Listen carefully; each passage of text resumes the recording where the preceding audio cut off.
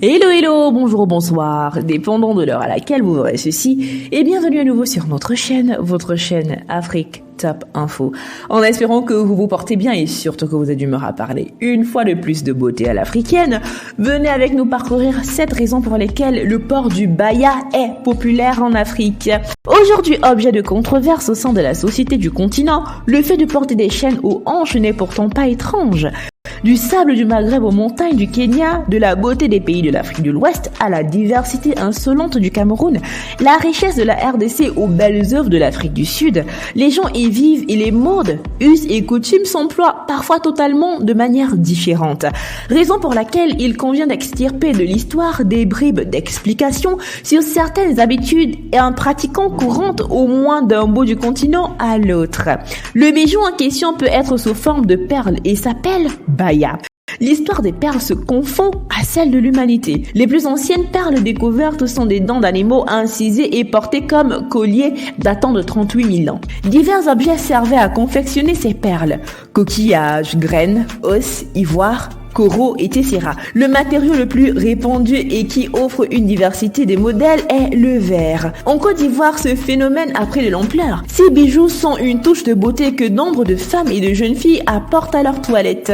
Une incursion dans leur univers permet de comprendre pourquoi ces femmes portent ces accessoires. Au Togo, cette tendance est interprétée de diverses manières. Il existe certains préjugés sur des femmes qui portent une chaîne de ce genre. Ces femmes sont prises pour des délinquantes ou des prostituées. En effet, le port du bijou aux hanches a plusieurs significations et aussi plusieurs raisons que nous allons bien sûr vous dévoiler sans plus tarder. Numéro 7. Fatigué de porter des baskets? Obtenez des perles de taille. Elles aident à rétrécir votre tour de taille et vous aident à surveiller le poids. Apparemment, elles serviraient à mesurer de manière concrète le tour de taille, permettant à la femme de savoir quand est-ce qu'elle fait des excès alimentaires. C'est plutôt très astucieux, n'est-ce pas? Numéro 6. Pour la femme, le port du baya permet de mettre en valeur ses formes et lui dessiner une silhouette avantageuse.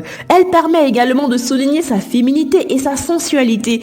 Il est également utilisé pour maintenir le mini-pagne qu'on porte au-dessus des boubous comme vêtements. Numéro 5, elles sont symboles de richesse et servent souvent de signe distinctif de rang social. Bien qu'il existait jadis des pays réputés pour leurs perles de taille tels que le Ghana, le Nigeria et la Mauritanie, leur production n'était qu'insignifiante. La plupart des perles en Afrique étaient donc importées d'Inde, de Chine et de l'Empire romain. Les perles revêtaient une importance culturelle bien spécifique en Afrique. Elles sont portées au cou, aux chevilles, aux oreilles et aux hanches. Certaines sont même utilisées lors de rituels religieux car on leur confère un pouvoir mystique. Numéro 4. Les colliers de taille ont plusieurs fonctions. Ils jouent le rôle de protection quand ils étaient utilisés à l'origine pour guérir les maux de rein. 3. Il est signe de fertilité. Le baya est un bijou qui orne les hanches de la femme et qui glorifie ses courbes généreuses, surtout dans les zones de la hanche. Les hanches prépondérantes en Afrique sont signes non seulement de séduction mais aussi de fertilité. Ce bijou met en valeur le fait que la femme soit fertile. 2. Le baya était utilisé comme protection contre le mal. Il peut être agrémenté d'autres talismans parfois préparés par des marabouts ou d'autres prêtres spirituels afin de protéger la femme de tout mal et de mauvais œil. Numéro 1. Il sert à enivrer son âme.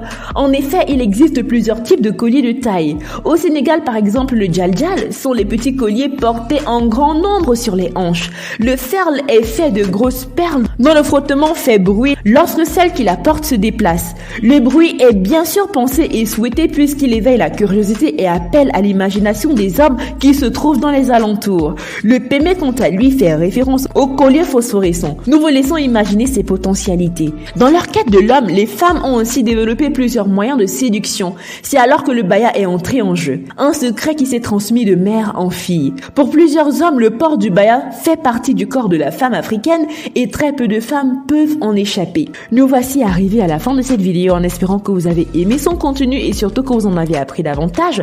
N'oubliez pas de liker, de partager et surtout de laisser vos avis en commentaire. N'oubliez pas non plus de cliquer sur la cloche de notification afin de recevoir de nouvelles notifications à chaque nouvelle vidéo postée. D'ici là, portez-vous bien et rendez-vous pour du nouveau contenu.